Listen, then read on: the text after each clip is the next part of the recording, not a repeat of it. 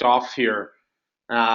So thank you all for joining. We're really excited about today's Coding in the App Cloud webinar. During this webinar, we have two really great speakers who are going to address what's new in the Winter 16 release as it pertains to the way you code and the way you govern in the App Cloud. My name is Matt DeTroya, and I'm a Platform Account Executive or App Cloud Account Executive here in New York. And I'm joined by Ryan Holman and Farhan. Ryan? Hi, everyone. My name is Ryan Holman. I'm excited to be here with you all.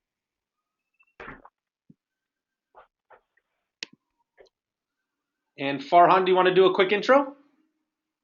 Yes, thank you, Matt. My name is Farhan Tahir. I'm a Director of Product Management at Salesforce.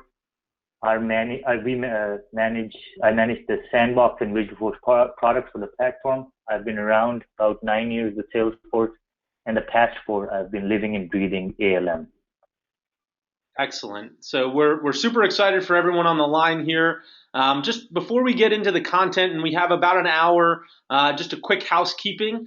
If you do have questions, feel free to use the questions component of the GoToWebinar control panel on the right-hand side of your screen. You can also use the chat function as well if you prefer. But without any further ado, I will pass things off to Ryan. Ryan? Thank you, Matt. Thank you very much. And good morning, good evening, good afternoon to everyone who's joining. I think across the world we have a lot of attendees today, so we know this is an important topic for you. As mentioned, my name is Ryan Holman. I'm a director in our platform solution engineering group. I've been working for Salesforce for 11 years, and I love Apex. I'm super excited about where it's heading, and that's the key topic we'll be discussing today is Apex, and especially Apex debugging. Because Apex as a language has been around for a long while, and you could debug to a certain degree in it. But today, with our new release with Winter, we have vastly improved ways for you to debug your Apex code, and we're thrilled to be able to share that with you today. Before I can say more, you know the drill. If this is a Salesforce.com presentation, so you're going to have to see the safe harbor. And the safe harbor really just says that I may be making forward-looking statements. So maybe Farhan, we're going to talk about things that may be coming out or where we're heading. Just please make your purchasing decisions based on the currently available product, not what we say is going to happen in the future, because that could change, you know. But before we talk about the future, we're going to talk a little bit about the past. And this is the Salesforce.com website on the week of the day, or the day of the week, when Apex was launched. This was in Dreamforce back in 2006. I was there. I think the Foo Fighters played. It was a fantastic event. And Mark Benioff and Parker Harris were on stage, and they actually announced Apex on stage. It was a big deal. And do you know why Apex is a big deal? It was because it was special. It allows you to store your lines of code as text blobs in polymorphic fields, in a polymorphic record, in a multi-tenant metadata table. And your code was interpreted from this string, field, and record at runtime, and was synchronously run on a pod along with another 10,000 customers, and it all worked seamlessly. Your code would work and interoperate, and it meant upgrades didn't break. It was scalable, it was available, it was secure. This was revolutionary and groundbreaking at the time.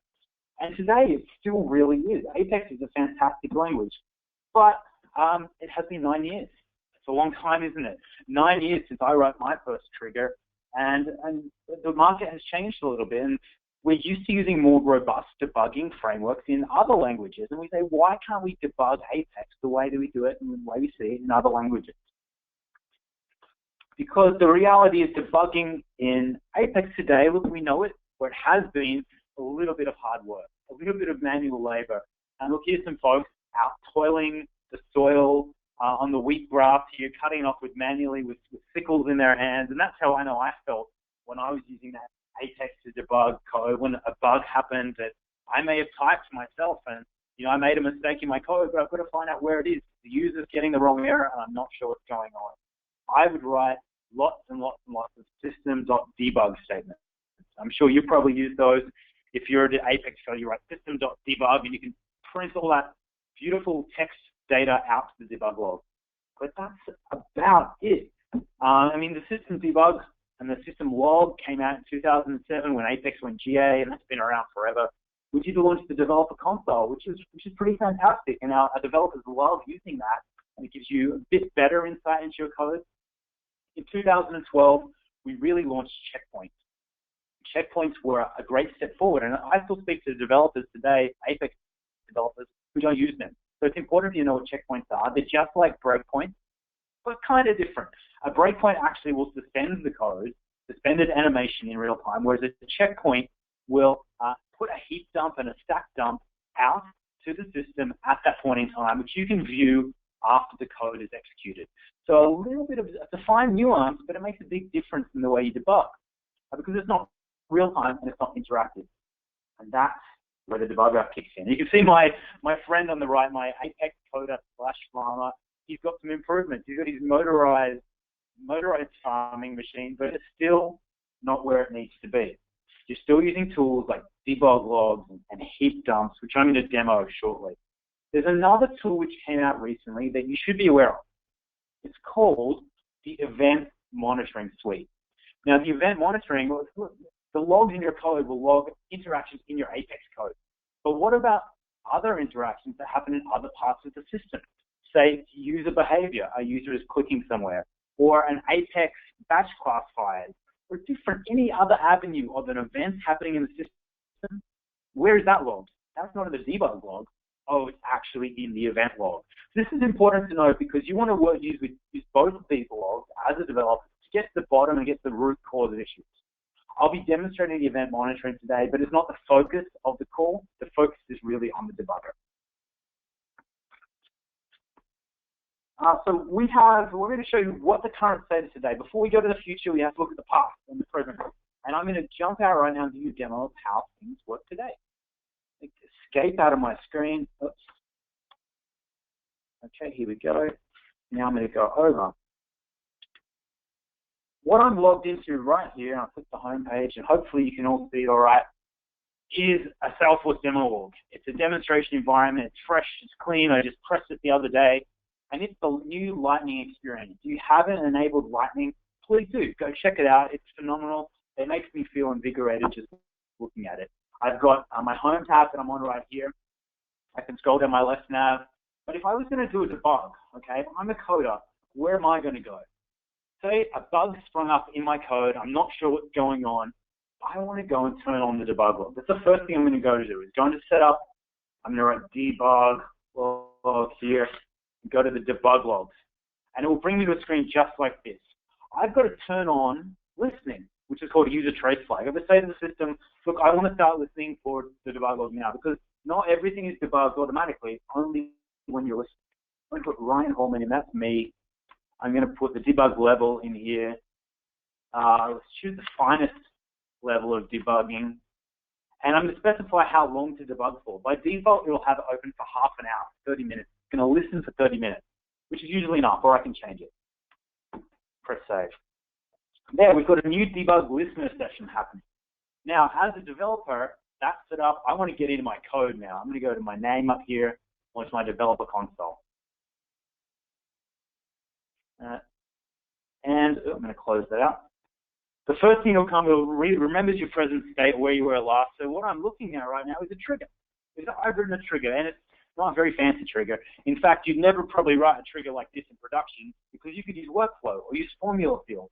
But what this trigger does is on the account record, before an insert, we want to sum the two values of two custom fields on the account.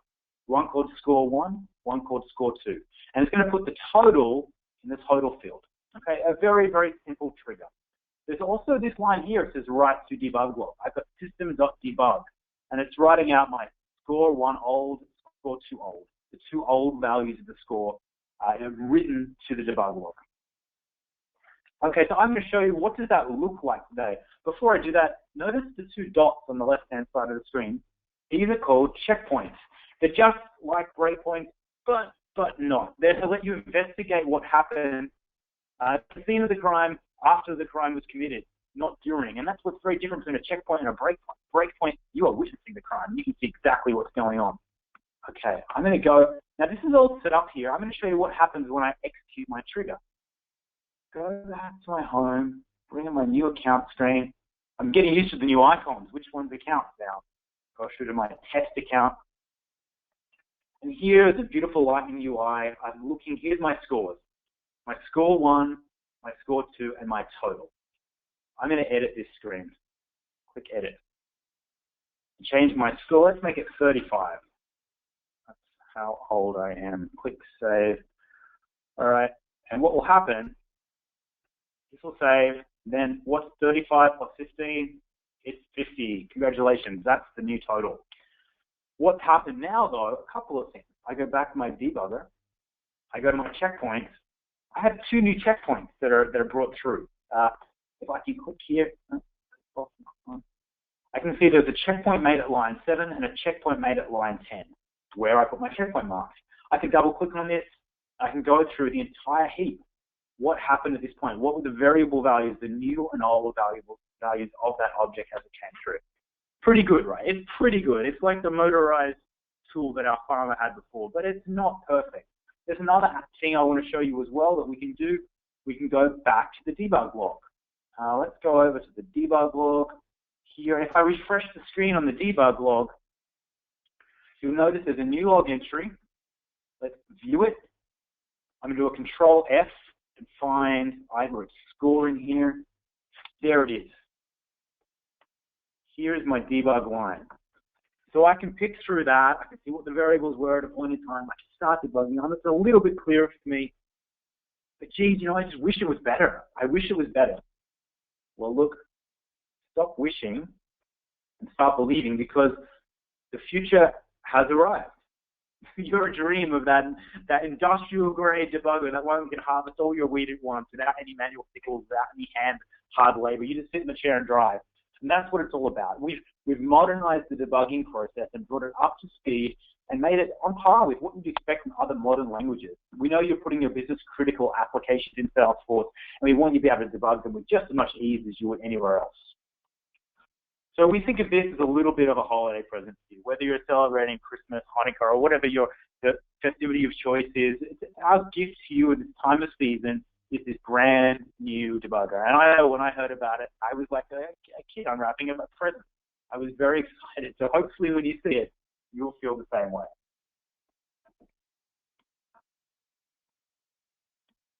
I'm just going to click next to my slides. Okay. So what does the debugger do? Well, it allows you to set breakpoints, real breakpoints in classes and triggers. You can view variable values. You can see the S object types, the arrays. You can see everything that's happening, system ones as well. You can see the whole call stack. Where did my transaction begin? What was the order of execution of the triggers? How did methods daisy chain together based on my DML? I can step through lines of code. And yes, of course, the debugger will output to the system log. You can still see the stuff there if you need to. What I'm going to do now is give you a demo of the brand new debugger experience. Okay, so let me exit out of my slide deck. One important thing to note is the debugger is done in Eclipse.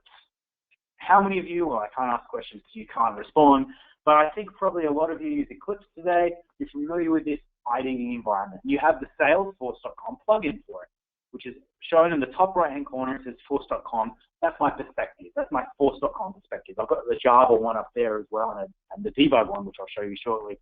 But the great thing about Eclipse as an IDE is that it has a full debug capability built into it. It does all this cool stuff, and we wanted to launch a minimum viable product, an MVP to market as soon as possible, get the debugger out the door and in your hands. So we thought, look, let's just use what's already there. Let's use all the debugging capabilities in Eclipse. So phase one, in order to use the debugger, you have to use Eclipse, okay? And we're going to launch it in Dev Console. We're going to launch that to partners with a public API pretty soon, next year, a safe harbor. But for now, you just need Eclipse. And that's a good thing. That's okay, because you get the robust nature of Eclipse. So you're looking here at the exact same trigger that I had in the Dev Console. It's right here. The checkpoints are brought through. The checkpoints are a Dev Console specific thing. But I'm going to show you something really cool. What if I go here and add a breakpoint? Boom, boom. I'm just adding 2 breakpoints in the code. And these are the breakpoint mechanisms that I would use if I would code Java, PHP, Ruby, Scala, any language that I would code in Eclipse, I would use the same debugging method. So I'm adding these breakpoints just like any other language. And I've got something special up here called an Apex Debugger config. Okay? Now I'm going to go across and I can now switch to a new perspective called debug. This is a brand new screen, well, it's an old screen in Eclipse, but it's brand new for Salesforce. It allows me to set up a debugger session right here. And I'm going to launch this session. So right-click on it and go relaunch. What this is actually doing is it's speaking to the debugger API on our end. It's saying, hey, Salesforce debugger API, what do you want to debug? And it's passing over, it's holding open a session, it's passing over the breakpoints. So I want to debug this class or this trigger, and I want to have breakpoints at these lines in the code, line 7 and line 10. And it's passing that over to the server. The server is holding open a thread. An entire CPU thread on our back end is being held open. I'm going to talk about more of that later. It's being held open so we can debug. And this is very, very different. Because think about Apex, it's multi-tenant. Your Apex code is a record in a multi-tenant database. Usually your Apex code is thrown at our CPU thread, it goes in, it executes, and it goes out. It's done in milliseconds. But now what we're doing instead is we're holding that thread open and we're suspending animation. Now I've started this debugger, something very, very interesting will happen. I'm going to flip back to my org that I was in before. And I'm going to go back to my account. Remember my account here. Now watch me edit it again. I edit it now. Load. And change it to, I don't know, 10. Now if I hit save, what's going to happen? Uh-oh. It's spinning. You can see we've got the color wheel. It looks like it's broken. Is this a demo error? No, this isn't an error. This is exactly what is supposed to happen. It's suspended animation in your entire org, and it's sitting there and spinning. Why is it suspended? Because the debugger has told it to stop at a breakpoint, right here. Back here. It's saying exactly what's happened here in my Eclipse. I can see at line 7, the code is stopped. It's suspending animation in your entire org. This is a really big feat for us. I'm going to explain why it's so important in a couple of minutes. But right now I get all that payload information. I get the entire heap, the entire stack, all the array values, all my good, juicy variable values. You can see them right here and dig into these. I can see how triggers have caused other triggers to cascade. Doing it all in real time, not after the fact. We're watching the murder as it happens. So I'm going to click. Let's go to the next line of code. So look at that. It goes straight through. Now we're at the next breakpoint, line 10. I can start drilling into it. Oh, what's going on here? Let's go next. Okay. Now we've looped and we've gone to the top of the loop. Okay. So what should have happened now, if I press next, it should exit the loop. And if I go back to Salesforce, oh, look at that. It just saved. Okay. We let the commit happen now. This is really cool. I'm going to talk a bit about the debugger. I want to give you a quick look at Wave Analytics with event logs as well, because this is a new feature that works hand in hand with the debugger. Just click in. I've opened this in another screen. I mentioned the debugger and the logs there will help you with your Apex-related logs. For everything that's not Apex-related, you need this feature.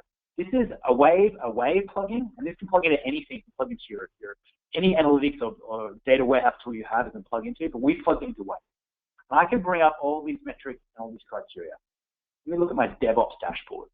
I can start getting even more high-level aggregate details of Apex callout values, longest running Apex, which triggers are the most popular, which objects have the most triggers on them. I can drill right down into very, very the underbelly log lines of what's going on with Salesforce. There are 29 key log types here, and we're logging everything in the system. You get access to them straight away. There's 29 that have got a lag basis on it, so you can see these 24 hours later, you get the 29 log types which cover all the events in Salesforce. There's also a real-time element to it, and we call this transaction security. And we're building on this and launching it soon, but ask us about our transaction security. It allows you to halt or alert on any event that's happening in the Salesforce system. So maybe someone goes export a report, you want to prevent that if they're not a user meeting a certain criteria. You can prevent or allow or alert any action inside of Salesforce. And that's called transaction security, and that is what we're rolling out now as part of the event log capability. Okay, I just wanted to highlight that because that's really important. But back to our favorite debugger. Back to my slides. So I hope you love the demonstration. I hope you love watching the demonstration as much as I love delivering it, because I really love showing that. And if you appreciate what's going on behind the scenes itself, if you appreciate what we've built in our architecture, that is really a mean feat. I'm going to show you why. Because doing it was hard. When our customers asked us to say, guys, we need this, We said, we know, but we don't know how to do it, but it's really hard for us to build. And our product team said, look, let's have a stab at it. And a lot of our product team internally said, look, you can't do it. You just can't do debugging on multi-tenant platforms because there's two major problems, trust and affinity, and it will never work. Well, we got it to work, and it works beautifully, and I'm going to explain exactly why. But first, I need to explain what the problems were. The first key problem is trust. So our number one value at Salesforce is trust. Service protection is critical. We cannot let our service slow down or stop working or do anything wrong. We can't let the actions of one tenant, say you, in your org, clicking away, doing code, affect any of our other tenants or any of the other users for that matter. Apex runs inline. It runs synchronously in the transaction. So it runs just alongside or in order with workflows, validation rules, everything else. It's not off to the side in a separate stack. And in Salesforce, nothing really happens until you open a connection to the database. And in my diagram, you can imagine that's a black circle. That little dot there is opening a connection to a database. That is our highly scarce resource. That's our CPU time. That's our thread. Once you hold that connection to the database open, you're holding up an entire thread on the database. Because we have transactional integrity and atomic transactions, all things happen at once after a transaction, either a commit or a rollback. So that's the same with Apex. As you know, the Apex class will actually execute in complete entirety, or it will fail in complete entirety. And for that purpose of that period of time when it's either executing or failing, that thread is open on the database. Debugging puts this on its head because debugging holds open that database section, that valuable, scarce resource database section is held open for a longer period of time. In fact, we'll hold your debugging session open for up to 30 minutes of inactive time. You can go to the restroom, you can go get a coffee, go have lunch, and we're still going to hold that debugging session open. Well, how did we do that? How did we do that? Well, let me show you. Okay. The second problem, before I go into how we solved it, the second problem is affinity. Okay? And this is one of the challenges that we're multi-tenant. When you send something up to the cloud, where does it go? Well, actually, the cloud is a bunch of servers. We have a whole ton of servers, and we have a load balancer that does a lot of the smarts behind it. And so we get your Apex code, and we say, okay, Mr. Load Balancer, which server should we send it to? And Load Balancer says, server 3 looks pretty good. Let's send your code over to server 3, and let's send it to thread 12 on the CPU. Okay, let's send it to thread 12. And because of the atomic nature of the transaction, server 3, thread 12 takes your code and executes it in a couple of milliseconds, then goes, I'm done, and forgets. There's no state at all in the server. It just says, I'm done. I'm forgetting. Cool. Next transaction. But the problem with this is with debugging, we don't want it to work this way. We want it to go in and execute a part of the transaction and then hold the transaction. But if we're dropping the transaction, when you send to the API next breakpoint, you send the next breakpoint message to the API, it reaches our load balancer, and our load balancer says, hey, wait a second, next breakpoint?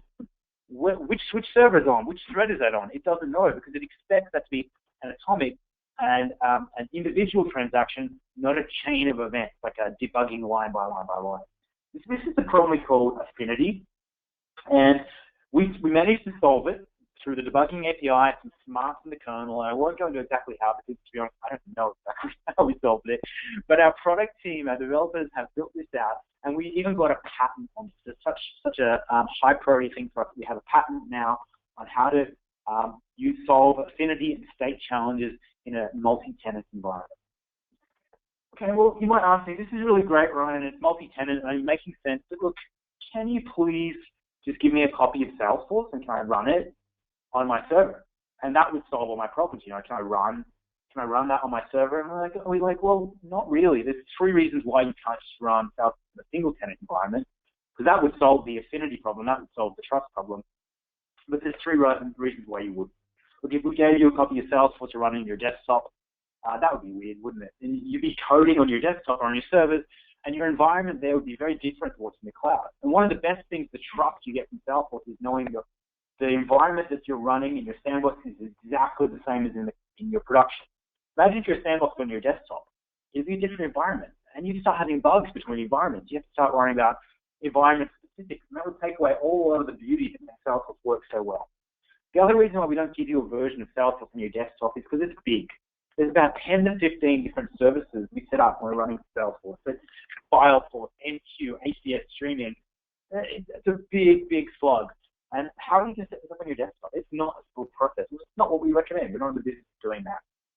Lastly, if you're going to run all this on your desktop, it needs to be open source because you have all the code on your desktop. And look, we are heading to an open source direction. In fact, Apex, we're hoping to open source the compiler really soon. And there's lots of exciting things we're doing with open source Apache projects.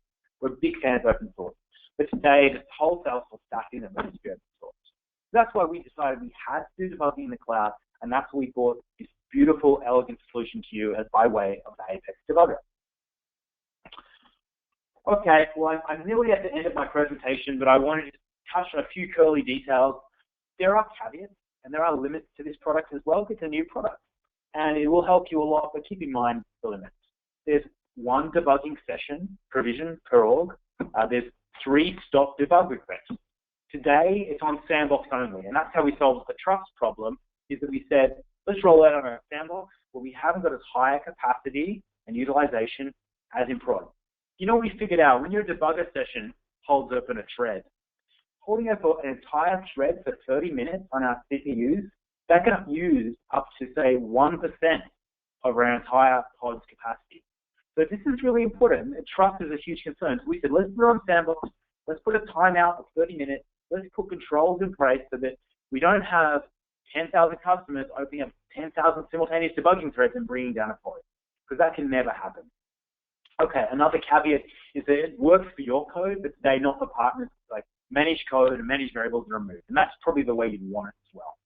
The API service is going to be internal only to start with. And look, there's really 3 parts of this offering. There's the Eclipse IDE plugin.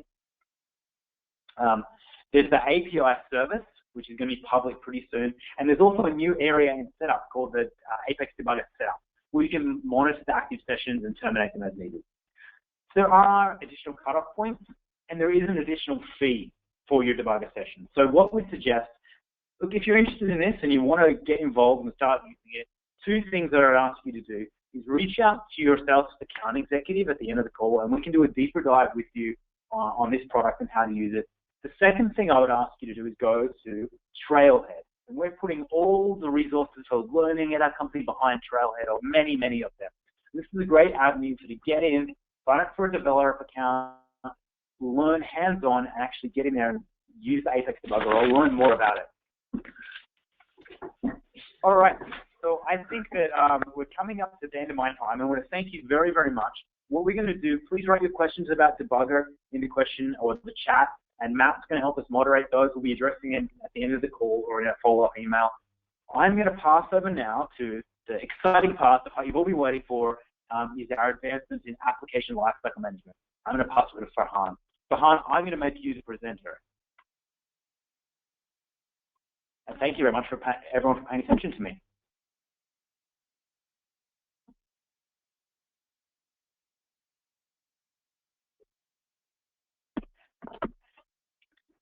You there, Farhan? Yes, Ryan, thank you. I'm just waiting for you to make me presenter. Okay, let's do that for you. There we go. I didn't press OK. I pressed OK now. Yes. Thank you, Ryan. Again, my name is Farhan Tahir. I'm a product manager on the platform at Salesforce.com, responsible for Sandbox and Visualforce. Ryan just talked about how to help you develop your code, and I'm going to take on that conversation and talk about where you should be writing your code, where should you be testing your code, and how to deploy all the code and applications you've written to your production environment. Also, as Ryan mentioned in the beginning, I'm going to talk about some forward-looking, I'm going to make some forward-looking statements, so please make all your first decisions based on what's in production today and not the future ideas that I'm going to talk about. So let's start with ALM, Application Lifecycle Management. What is ALM? From development to deployment, ALM, or Application Lifecycle Management, is a set of predefined processes and tools that include product definition, design, development, testing, deployment, and management And throughout the ALM process, each one of these steps is closely monitored and controlled. At Salesforce.com, we have our associated ALM best practices, and they all are centered around sandboxes. So let me give you a quick introduction to sandboxes and the different types of sandboxes we have. Number one, Sandbox is a metadata or data replica of your production environment, which sits in a completely different isolated database. When I say isolated, means it is not sitting in the same database as your production environment. And these replica environments called sandboxes can be used to basically develop, QA, test, train, UAT, and stage the code that you want to move eventually back to your production. So Sandbox comes in 4 different flavors.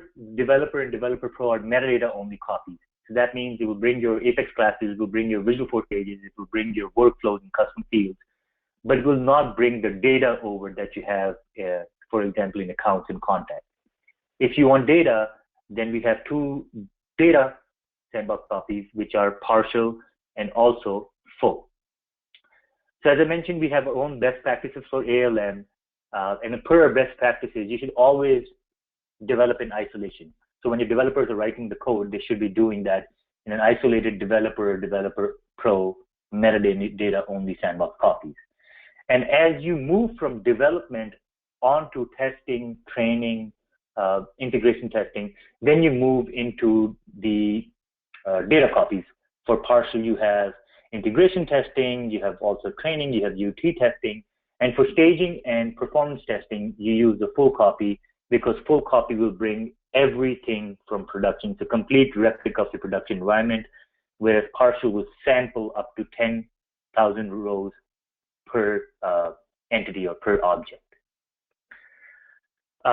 We really believe in empowering every one of the developers, every one of the admins at Salesforce to develop their ideas or convert their ideas into apps.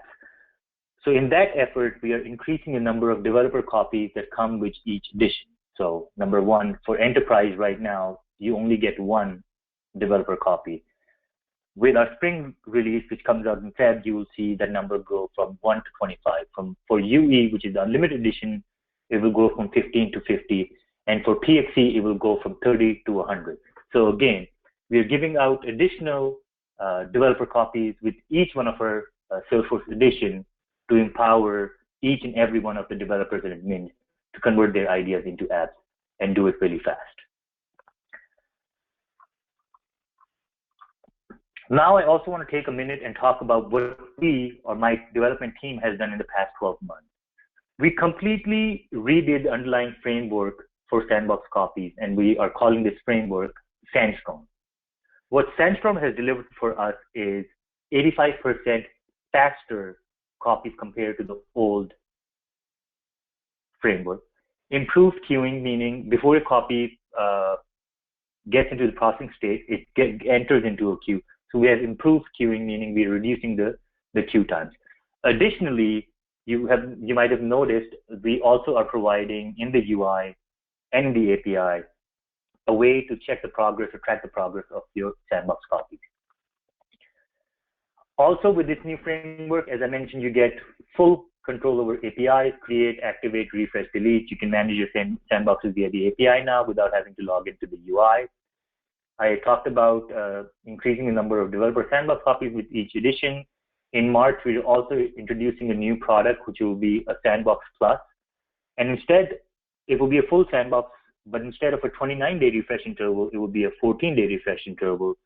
And this will be for our customers who have a bi-weekly release cycle rather than monthly life cycles. We wanted to release cycles. So we wanted to support those customers. So we're introducing this SKU in March. And last but not the least is, again, in the spring 16 release, which comes out in Feb, we will be allowing customers to select a custom Apex class, which will run as part of your Sandbox refresh, which will allow you to do any sort of data manipulation. If you want to boof contact email addresses, you want to boof account addresses, you want to boof social security numbers, you will be able to write an Apex class 1 and use it for every one of your Sandbox creations and deletions. And this will work for all types of sandboxes. Before I move on, I just wanted to quickly bring up something. I get this question a lot by customers. What is the ideal number of sandboxes I should have? So I just wanted to quickly take a minute and answer that question. For our best practices, as I mentioned, each developer should have his or own metadata copy, which is either a developer or dev pro copy. Additionally, you should have one full copy for your perf testing and staging. That's where all of your work gets merged, which is the final stage before it moves to production. Additionally, you would require one data sandbox, which is either partial or full, for each one of your Scrum teams, where and that will be used for their work comprehensively before it moves and gets merged to other Scrum teams' work. So I just want to mention that before I move on to release management tools. So now that you have done all this work, all this good work in a sandbox environment, what are the tools available to move this code or these configs from sandbox environment to a production environment? So I'm going to talk about two different things. On the left side is change sets, which is point and click, and on the right side is the command line force.com migration tool, which is based off of Ant. For change sets, it's mostly for admins. Again, because it's a UI point and click tool, it's really easy to use for admins. When you create a sandbox or refresh a sandbox, it is automatically connected to all of your sandboxes as well as production orgs. So all you have to do is go into the setup menu, select change sets, and create a payload, which could be anything metadata that you have created in your sandbox environment. And again, simply point and click, and it will move to production environment. This again is for admins, point and click. We have another tool based off of Ant called force.com migration tool. This tool is a command line tool, can be fully integrated into your version control system and Jenkins box for continuous integration. This means that this is completely controllable programmatically via the API. You can schedule your deployments, you can test your deployments, and also you can connect this particular tool to external tools like Urban Factory or Code Factory for various functions. So these are the two tools that we have to move your configs or your payloads from production, from Sandbox to a production environment. Keeping in line with the deployment tools, there are a couple of features that I just wanted to highlight. Number one, every time you run the deployment, it would show you in the UI the status of all of your deployments. So that's a really cool feature to track your deployment. Another feature is quick deploy, which allows you to validate your payload beforehand. So when you do the actual deployment, the Apex tests are not run, which means your actual deployment is much faster and reduces the downtime. All of these combined provide a seamless deployment experience, which is API controllable, performant, and really scalable. To close out my story around ALM, I wanted to quickly show you an example of one of our large customers. They have over 200 developers, and it took them 6 months to come up with a really mature ALM process. So as you can see, they're using all of our best practices. They're developing in isolation, so these are their dev copies. And every time a change is made, it gets integrated into source control, into a particular branch, and each branch is a particular project. So they have multiple projects running at the same time. Each one gets checked into its own branch. And when they're ready to move this code, they follow 3 steps. Number one is the integration testing, which happens in a full copy sandbox. When integration testing is done, it moves to a user acceptance testing, which is again a full sandbox. And last, as I mentioned, the staging sandbox, which is the last step before these changes move to production. They also have a full copy sandbox called Trust, and this is for e-releases or emergency releases where they need to make a quick fix to production directly. They'll make it in sandbox to testing and push it to source control and to production. So again, this is an example of a really large enterprise customer with over 200 developers and their really mature ALM process. The next slide I have is the best part of my session today is the Agile Accelerator. It's a free AppExchange app which contains all of our tools that we at Salesforce, over 1,500 developers, all the PMs at Salesforce use to manage our ALM and our releases. This will provide you complete control of all of your sprints. It will provide you full reporting capabilities for every stage of development in your release cycle. It can be integrated to any source control system. In our case, it's Perforce. It can be integrated to any source control system. So I highly recommend that you download this and demo it in a Sandbox environment. And I can assure you this will make your development and release life cycle really manageable and seamless. Willis, I'll say thank you and hand the controls back to Matthew. Excellent. Well, thank you so much, Farhan. I think that was some fantastic content, and we're certainly getting some good questions coming in. And I know we have a couple minutes here, so let's take some of these. I guess the first couple we'll kind of position towards Ryan.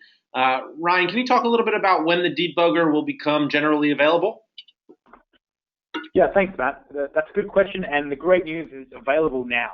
You can go in and get it. It was launched in October 16th, 17th, I believe, whenever Winter 16 came out, which I believe is the date. That's live and available right now. So give us a call to get that. Excellent. Yeah, and you know, one of the questions that continues to come up is certainly around, is there a cost for the debugger? And there is a cost, and I think Ryan talked a little bit about kind of how that works and kind of how it's the first of its kind in a multi-tenancy environment. So kind of the idea is that if you have questions, if you want to dig into it a little bit more, you want to know more about cost, this is purely educational. Please reach out to your account executives or your App Cloud account executives and co-primes, and they can assist you with that component. Ryan, the next question that we have here is, when will the debugger support Maven's Mate? You know, Maven's Mate is a great IDE, and it's definitely part of our strategy to continue to enhance and provide the top APIs to all our partners so they can build fantastic IDEs. The debugger API is fully functional today. It works, but we've made it private. So it's only private to Salesforce internally right now.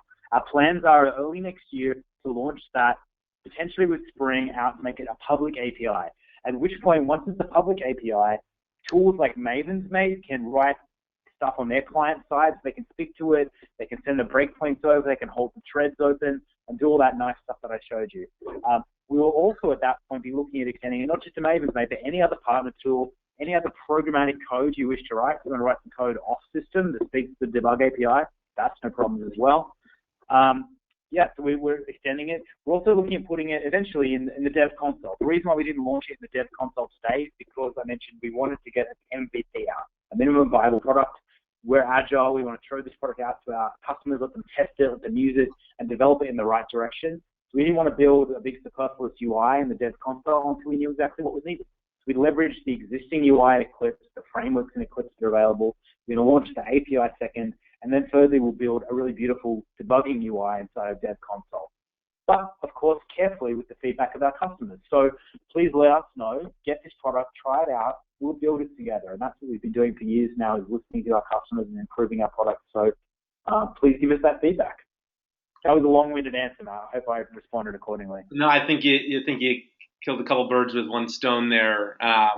Addressed a couple different questions, so that's great. A couple more questions for you, Ryan, and then we'll kind of switch over to Farhan and the ALM and Agile Accelerator. There's some questions around that. Does the debugger work in production, or is it just Sandbox? That's a really good question. One I asked my product team once I heard this was coming out as well. Look, today it works in Sandbox, and let me tell you, there's a good reason for why it works in Sandbox and why we don't want it running in production. As I said, holding a thread open on a multi-tenant CPU should use up to 1% of our entire CPU space. So if we're holding a thread open in a prod where there's really scarce resources, CPU time, we have 100 customers holding open a thread, it's going to really hammer the CPU utilization on our prod. So that's a challenge. So that's why we decided to put it in Sandbox. Sandboxes have a lot more latent capacity, and we're going to test this product out, try it out in Sandbox for you today. We've bulked the capacity in Sandbox to handle the utilization we expect from this, and the bulking of Sandbox requires a less of an investment from us than bulking our entire prod to double or triple the capacity of prods. So you don't want us doing that. It's going to increase our cost to you. So we want to deploy this out correctly. Sandbox is the right format to do it. And what's great is that you can just spin up a Sandbox. If you have a problem with prod, spin up a dev pro, spin up a dev. That's fine. You can then log into that Sandbox, which is best practice anyway, to do the debugging in a Sandbox, find the bug, then patch back into prod. So that's how we'd recommend it anyway. And that's why we're not launching in prod in the short term. Excellent. No, that's great information. I guess lastly, we addressed that there is a cost to the debugger, and we talked about kind of single sessions here. One of the questions that came in is, can you purchase additional debugging sessions, or are you limited to one? Right. So you get one. You can purchase one debugger session per org today, and so that's per Sandbox. So if you have different Sandbox, you can buy one per Sandbox, and they're each purchased individually. It's a shared session. You can have multiple developers, and that's Sandbox sharing it. But if one developer is using it, the others can't use it at the same time. It's a shared resource to one Sandbox, so one-to-one to each Sandbox. Across your entire org structure, where you might have one prod and 20 Sandboxes, we're selling you a maximum of 3 of these. And this is one of the ways we're testing the capacity. We're saying to our customers, you only buy 3, it's only limited to 1 per Sandbox, and only 1 developer at a time can use a session. That way we can forecast the usage, and we can roll this out in our Sandbox pods and understand how it impacts trust, and understand how it impacts scaling, and understand what the utilization of our servers is going to be. As we develop this, we expect to expand the limitations of it, but for phase 1, this is where we want to go, because trust is our #1 value. You do not want Salesforce going down on you. You don't want availability or uptime in any way measured, so that's what we're focusing on right now. Excellent. No, that's a great answer, and it kind of, again, answered a couple questions that have come in as well. This one is for Farhan. Farhan, on the Agile Accelerator, where can the attendees or folks learn a little bit more about the details? You said it was a free AppExchange. Is that where people would go look, or what's the deal with that? Yes, Matt, you can go to the AppExchange and type in Salesforce Agile Accelerator. It will give you a video demo, and obviously you can download it in Sandbox. It's free app, so you can download it in Sandbox and play around with it as you want. Excellent. A couple other questions that have come in. A lot of questions saying, "Hey, can we get a recording of this, and can we get the presentation?" So it sounds like everyone's sort of interested in that. We will be following up. Ryan and Farhan, are we good with sharing these slides as well? Yeah, from my side, I'm happy to yeah, that's Excellent. great. So we'll Absolutely, yes. We'll be packaging up the recording along with the presentation and sending it out. So a couple other questions.